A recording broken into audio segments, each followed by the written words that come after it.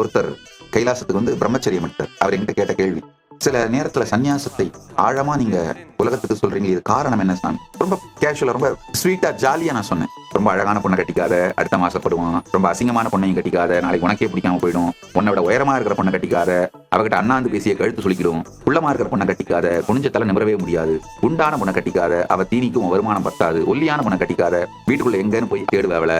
ரொம்ப படிச்ச பொண்ணை கட்டிக்காத, உன்னை மதிக்கவே மாட்டா. அதுக்காக படிக்காத பொண்ணை கட்டிடாத, நீ சொல்றது அவளுக்கு ஒன்றும் புரியாது. தம்பி சொன்னது புரிஞ்சுதா? புரிஞ்சுது சாமி, நல்லாவே புரிஞ்சுது. கல்யாணமே பண்ணிக்காதுன்னு முதலியே சொல்லிருக்கலாமே சாமி. அதுக்கு ஏன் சாமி இவ்வளோ பெரிய விளக்கம் சொன்னா? வேண்டா கேட்கறான். மண்ணு மேல ஆசைப்பட்ட பல்வாள் தேவனும் செத்து போயிட்டான். பொண்ணு மேல ஆசைப்பட்ட பாகுபலியும் செத்து போயிட்டான். எது மேலேயும் ஆசைப்படாத கட்டப்பா தான் கடைசி வரைக்கும் இருந்தான் பார்ப்பா. போலித்தனமான கெட்டப்பா வாழ்றத விட கட்டப்பாவா வாழ்ந்துட்டு போயிடலாம்ல. போய்யா.